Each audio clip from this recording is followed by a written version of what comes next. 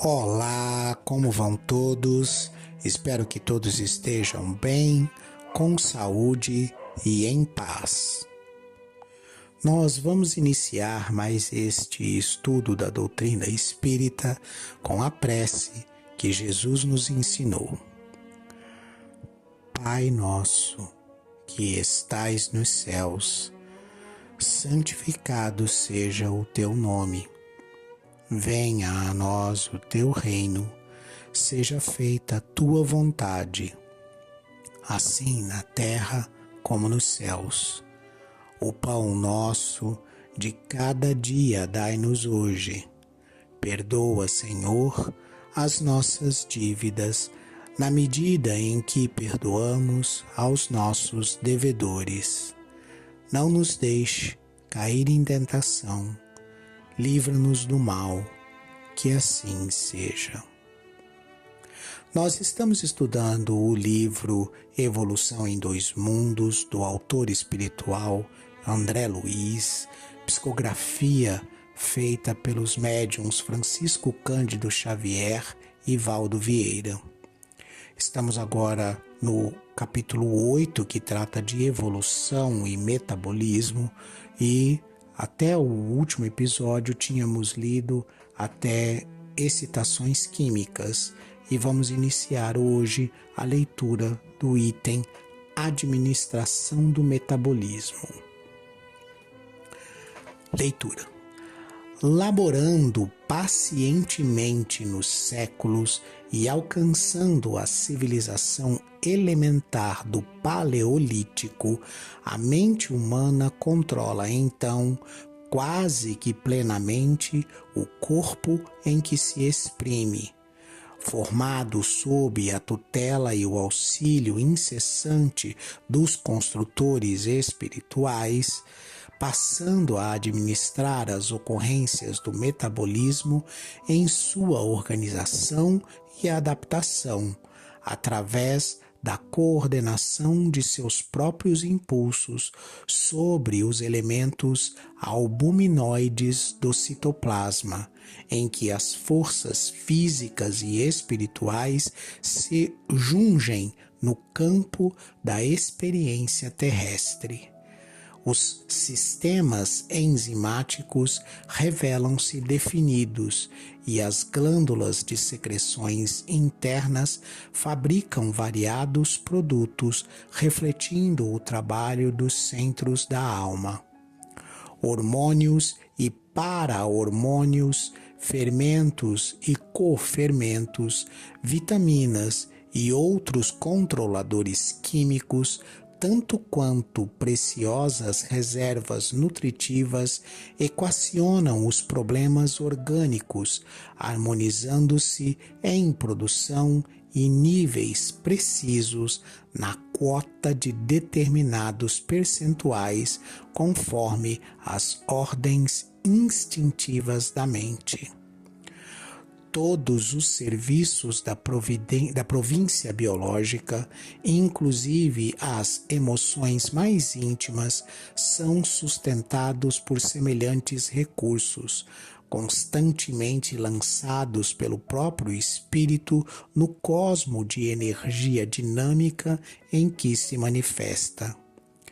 Experiências valiosas, efetuadas com pleno êxito, comprovaram que a própria miosina ou sistema albuminoide de contração muscular detém consigo as qualidades de um fermento, a adenosina trifosfatase, responsável pela catálise da reação química fundamental que exonera a energia indispensável ao refazimento das partículas miocínicas dos tecidos musculares. Meu Deus do céu, Valdir, me ajuda. Um monte de palavra que eu não entendi. Calma. Bom, vamos começar com o metabolismo. O que é metabolismo? Metabolismo é todo esse processo de absorção de energia e posterior gasto de energia, absorção, armazenamento e gasto de energia para manter o funcionamento do organismo. Eu não sei se vocês estão familiarizados com isso, mas todo esse processo ele acontece à base de reações químicas que ocorrem em função de íons, ou seja, de partículas que são energizadas de maneira elétrica por diversos mecanismos do nosso corpo. Então, por exemplo, como é que o ar que eu respiro circula no meu sangue e vai chegar no meu músculo, ou no meu cérebro, ou no meu fígado? E essa desligar do oxigênio, daquele ar atmosférico que eu retirei da atmosfera, isso acontece nos meus pulmões e eu separo o oxigênio, fazendo com que ele se ligue ao meu sangue, por exemplo, né? Como é que isso está acontecendo? Reações químicas. Então, existe uma reação química para separar o oxigênio que eu trouxe da atmosfera, esse oxigênio normalmente ele está ligado, por exemplo, em partículas de água ou partículas de óxido. O meu pulmão ali, o meu sistema interno, ele trabalha quimicamente na separação desse oxigênio, aí liga esse oxigênio no meu sangue através de um sistema que vai gerar o óxido de ferro. Então no meu sangue vai ter ferro, vai ter hemoglobina que vai carregar esse oxigênio, e aí essas partículas de hemoglobina, elas são essas moléculas, né, de hemoglobina, elas vão carregar essas partículas, esses átomos de oxigênio, graças aos íons que elas têm, né, a essas partículas elétricas que atraem o oxigênio para a hemoglobina e fazem com que essa hemoglobina saia circulando pelo sangue e levando-o até onde é necessário. Quando chega lá onde é necessário, vai haver uma nova troca. Então essa nova troca também é uma troca química. Eu entrego o oxigênio que vai ser utilizado e queimado ali no gasto energético que o músculo ou que o fígado, ou seja lá que órgão meu que está precisando, até mesmo um neurônio está precisando daquele oxigênio. Então eu entrego esse oxigênio e capto, pego de volta, né, o que foi gerado pela combustão dessa energia, que normalmente é gás carbônico, né, é o CO. E aí esse óxido de carbono ou gás carbônico, ele retorna para o sangue, de novo é conectado, e aí vai para o sangue para ser expelido por nós na nossa respiração. Todo esse processo está acontecendo ali entre as células, entre essas partículas de células que estão... A hemoglobina é um tipo de célula no nosso sangue, só para se ter uma ideia, e, por exemplo, cada célula muscular vai precisar do oxigênio e vai devolver esse gás carbônico através desse sistema químico, e tudo isso é presidido, por assim dizer, por um conjunto de enzimas, que são espécies de organismos vivos dentro de nós, né? E que trabalham, esses sistemas enzimáticos trabalham para refazer todo esse processo quantas vezes forem necessárias, tanto para que a gente absorva a energia necessária para o funcionamento do organismo, quanto despenda, né, solte, libere essa energia em cada célula, em cada conjunto de células que necessitam dessa energia e desse oxigênio para se executar, por assim dizer, os serviços que ela tem para executar.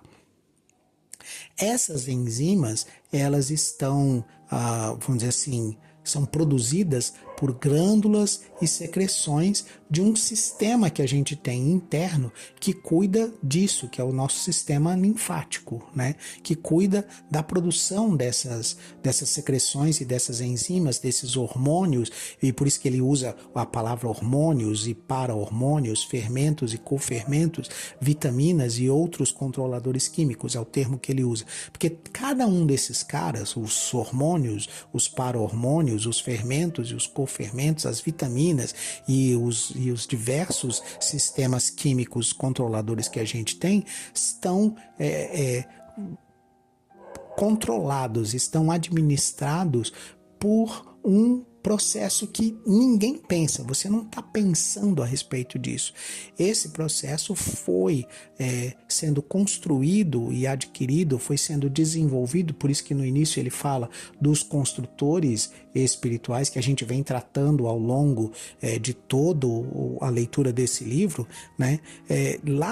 Esse processo vai construindo esses princípios espirituais e esses sistemas que as células se utilizam para fazer todo esse processo de metabolismo que a gente descreveu. Isso vem de lá do princípio dos princípios, de quando os elementos eram só organismos monocelulares, como as amebas, e lá atrás, depois, quando todas as evoluções que a gente já leu aqui nesse livro, nos itens anteriores, nos episódios anteriores, e tratamos aí de todo o desenvolvimento do reino mineral, e depois do reino vegetal, e depois do reino animal. Então, essas aquisições, elas foram sendo realizadas ao longo de todo esse processo evolutivo desse princípio espiritual hoje que é governado por nós, pela nossa mente, né? É a nossa mente que governa esses pequenos princípios espirituais que estão presentes em cada uma das nossas células do organismo. E esse processo vai dando a nós essa condição de refazimento do organismo, ou seja, de absorção da energia.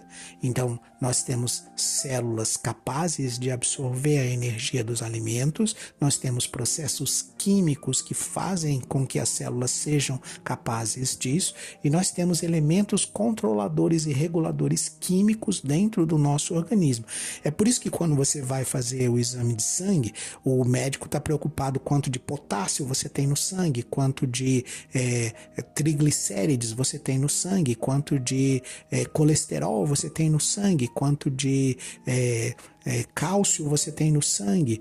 Ele está olhando para esses íons. Então, cálcio, potássio, sódio são íons, essas partículas que são eletricamente energizadas, e esses sistemas de colesterol, de hormônios, de triglicérides, todos esses elementos de hemoglobina, todos esses elementos, o médico está lá olhando para ver se você está dentro da normalidade, porque quando esses sistemas se desequilibram, você fica doente. Então é por isso que você faz o exame de sangue e o médico pede toda aquela bateria de controles, né, todos aqueles itens de controle, e ele vai lá checando se cada um daqueles itens está dentro da normalidade para a sua idade e para o seu peso ou não, né? E te aconselha o que é que você precisa fazer. E normalmente o conselho do médico você vai mexer na sua alimentação, você precisa de mais alimentos que contenham ferro, você precisa se alimentar com menos alimentos que têm potássio, ou com mais alimentos que têm potássio, e assim sucessivamente. Então, essas orientações estão baseadas nesses sistemas que funcionam para a harmonização do nosso organismo. Como é que isso está se fazendo, né, esses processos? Ele usa aqui uma série de nomes que eu não vou passar um por um, senão a gente vai ficar aqui muito tempo, mas a adenosinatrifosfatase para procurar no dicionário, vai ver o que é, vai ver como é que funciona, mas para você entender, ele é um dos elementos, ou de vários elementos, que cuidam ali dessa construção química que o nosso organismo precisa para soltar as energias indispensáveis ao refazimento dos nossos tecidos musculares, né? É isso que essa substância faz no nosso sistema. Então, uma das coisas que você pode observar, se há excesso ou falta dessas substâncias, você vai ter um efeito de dor que a gente chama de cãibra, né? Por quê? Porque tem excesso de uma coisa, falta da outra, aquele processo químico não está acontecendo da forma coerente, não está havendo uma libertação de energia da forma coerente, não está havendo uma absorção do gás carbônico de forma coerente naquela região muscular, e aí você vai ter uma dor enorme chamada cãibra, né? Então, só para você entender do que é que ele está falando, do que é que o André está dizendo. Como é que a gente chegou nisso? A gente chegou nisso depois de centenas de milhares de anos de desenvolvimento desses construtores espirituais, e isso está lá nos, vamos dizer assim, desenvolvidos logo nas primeiras etapas ali do Paleolítico, né, que é o tempo que ele está falando. Então a gente ainda está ali nos homens das cavernas ali, né, saindo ali da fase dos homens das cavernas e começando uma fase de menos nômade, mas é nesse processo, nesse espaço de tempo, ou seja, já há milhares de anos atrás, que todo esse sistema está finalmente terminado, né? Para que o ser humano possa, então, se desenvolver em outras áreas. Então, quando a gente fala de planetas primitivos, né, essa necessidade de ajuste do organismo físico por onde o ser espiritual vai encarnar e se manifestar naquele planeta precisa estar desenvolvido. Lembrando que você precisa ter em mente que o corpo físico pertence ao planeta. Ele é feito da matéria do planeta. Ele é um empréstimo para você que você devolve para o planeta no final da encarnação. Então, é nesse sentido que você precisa compreender que para adequar esse corpo físico à manifestação do espírito que está ali sendo necessário para fazer essa reencarnação, que precisa dessa reencarnação, esse corpo físico precisa estar adequado à evolução daquele espírito que vai reencarnar, né? Então, quando você fala de um planeta primitivo, você vai ter corpo físico de planeta primitivo e espírito em estágio evolutivo de planeta primitivo. Quando você fala de planeta de provas e expiações, você vai ter corpo físico adequado a provas e expiações e espíritos em estágio evolutivo de provas e expiações. Quando você fala de planeta de regeneração, você vai ter corpo físico adequado a um planeta de regeneração, ou seja, desenvolvido, evoluído e preparado para um planeta de regeneração, e espíritos na condição de regeneração para reencarnar naquele planeta. Então a natureza não dá saltos, né? Se você raciocinar um pouco, e a Terra está a caminho da regeneração, nós estamos, ao longo desses milhões de anos que estamos trabalhando, desses milhares de anos que estamos trabalhando, também contribuindo, adequando o nosso desenvolvimento de corpo físico para chegarmos a um corpo físico que pode habitar em um planeta de regeneração. E aí, quando os nossos corpos físicos estão prontos, estão aptos a receber espíritos em regeneração, aí esses espíritos passam a poder encarnar nesse planeta que vai recebê-los como regeneração. Eu não sei se vocês percebem o quão importante é esse cuidado que a gente deve ter com o corpo físico que nós recebemos. Primeiro, porque ele não nos pertence, ele pertence ao planeta e a Deus, porque a gente vai devolver ele no final da encarnação. Segundo, porque nós estamos contribuindo com as nossas ações, com os nossos pensamentos, com os nossos sentimentos, com os nossos desejos e com os nossos vícios, nós estamos contribuindo para a construção do corpo físico que será utilizado quando a Terra estiver em um planeta de regeneração. Sigamos na leitura. acumulações de energia espiritual.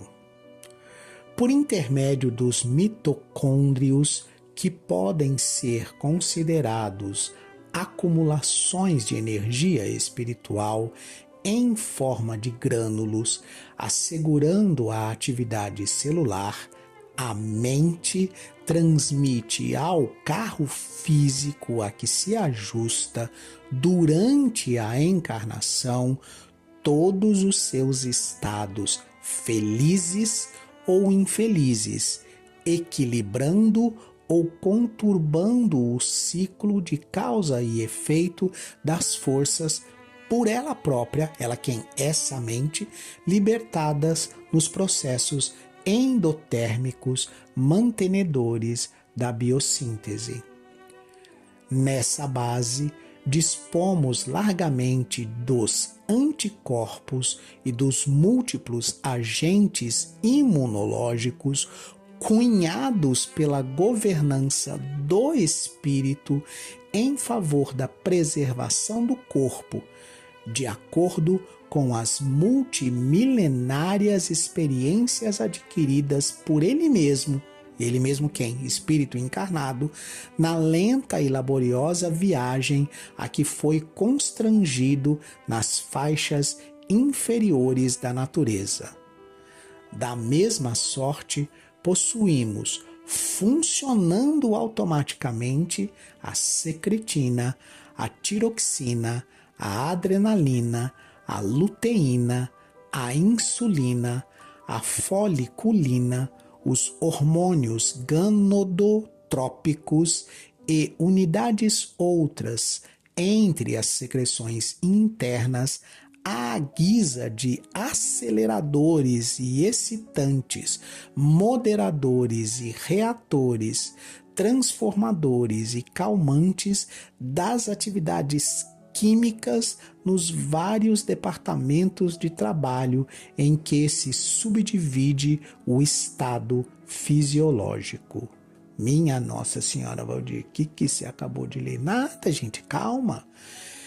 Lembrem-se, quando a gente trata da vida, do fluido vital, nós estamos tratando de uma energia espiritual.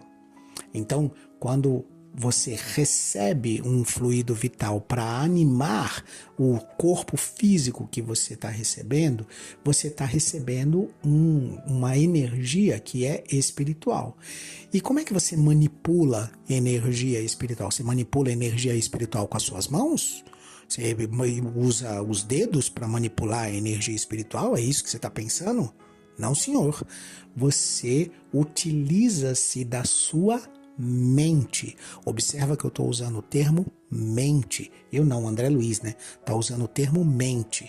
Ele não está usando o termo cérebro. Cérebro é o instrumento pelo qual a mente se manifesta no nosso corpo físico.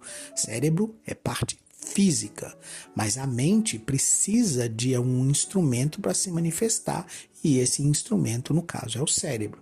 Essa mente, ela é a inteligência, o pensamento, as capacidades do ser espiritual, ou seja, do espírito. Eu transmito tudo que eu carrego comigo de herança. Lembra que a gente tratou desse assunto da minha herança espiritual? Então eu transmito tudo o que eu carrego comigo de herança para o carro físico e me ajusto a esse carro físico. Então, por exemplo, eu tenho mecanismos, né? Ele cita aqui diversos mecanismos, adrenalina, luteína, insulina e outros hormônios que estão no meu organismo, mas que são acionados pelos desejos, sentimentos e inteligência da mente, né? Então, como é que circulam no meu organismo esses elementos? Eles são acionados, eles são excitados pela mente que age sobre o cérebro e faz com que o cérebro produza esses instrumentos, né, produza essas substâncias que vão agir como aceleradores ou até excitantes, né? Então, a libido vai... ela está linkada na mente desse espírito, mas é a mente desse espírito que, através da libido, provoca o cérebro e faz com que as substâncias e os hormônios envolvidos na libido passem a circular no meu organismo. A minha fome, ela está relacionada à manutenção do meu corpo físico, mas a minha gula, esta não. Essa está relacionada ao meu desejo por algo que eu, naquele momento, não tenho necessidade, mas eu quero comer aquele objeto, aquele alimento, desculpa. E aí, o que é que acontece? Eu superexcito através da minha mente, imaginando os prazeres que eu vou ter comendo aquele doce ou coisa parecida. Eu superexcito a minha mente, que age sobre o meu cérebro e que faz com que o meu cérebro provoque no meu organismo a descarga desse conjunto de elementos que nós estamos aqui tratando. Então, não é o organismo da pessoa, não é o corpo físico que é guloso, é o espírito. Não é o corpo físico que é desequilibrado em relação à sexualidade, é o espírito. Não é o corpo físico que traz o vício, seja ele do álcool, das drogas, do cigarro, não é o corpo físico que tem isso. Quem tem isso é o espírito. E a partir dos desejos e das excitações do espírito, esse espírito age através da sua mente no cérebro, que vai interagir com o corpo físico e provocar tudo que a gente consegue observar nos exames de sangue que a gente faz depois, e vai ver lá quanto de hormônio tem, quanto de insulina tem, quanto de adrenalina tem, e assim sucessivamente, né? Esse estado fisiológico de equilíbrio ou de desequilíbrio, ele nasce no nosso pensamento. Se a gente quer um corpo equilibrado, se a gente quer um corpo são e uma mente sã, a gente precisa trabalhar isso na nossa mente, a gente precisa desenvolver isso na nossa mente para lutar contra os hábitos perniciosos que a gente tem, contra os hábitos não saudáveis que a gente tem, para que, depois de vencida essa etapa de colocar a minha vontade sobre os meus desejos, né, eu preciso ultrapassar o meu desejo e vencer o meu desejo e ter controle sobre o meu desejo, para que eu tenha equilíbrio no meu corpo físico e saúde no meu corpo físico. E aqui eu não estou nem condenando, nem pré-julgando ninguém, não é disso que eu estou falando. O que eu estou mostrando é porque essa acumulação de energia espiritual, ela acontece primeiro no espírito para depois ela se manifestar no corpo físico. Então, mas o meu corpo físico nasceu com uma tendência a engordar, por exemplo, né? Então, se o seu corpo físico nasce com uma tendência a engordar, é porque você, enquanto espírito, acumula essa energia espiritual, e no momento em que você vai escolher os seus genes, escolher os seus cromossomos daqueles 23 pares de cromossomos que você recebe do seu pai, 23 pares de cromossomos que você recebe da sua mãe, você, nesse momento, a sua mente, ela, por afinidade, ela atrai os genes que vão demonstrar essa sua tendência no corpo físico. Mais uma vez, não é o corpo físico que é hereditário, né? O corpo físico, ele é herdeiro, por assim dizer, do espírito, daquilo que o espírito já traz. O espírito não é herdeiro do corpo físico, ou seja, o corpo físico não transmite tendências para o espírito. O espírito traz essas tendências consigo mesmo e manifesta essas tendências nas escolhas que faz, iniciando pela escolha dos cromossomos que vão formar o seu corpo, dos genes que vão formar o seu corpo e da forma como o seu corpo vai ser formado. Isso já está predisposto no perispírito de cada espírito reencarnante. né? Pensemos sobre isso para saber quais são as energias espirituais que nós estamos acumulando no nosso perispírito para as próximas encarnações. Lutemos contra os nossos desejos e contra as nossas tendências para nos tornarmos mais puros, com mais virtudes e menos vícios. Não é uma luta fácil, mas é uma luta que a gente consegue vencer, porque é uma luta contra nós mesmos. Eu me despeço de vocês com a prece que Jesus nos ensinou.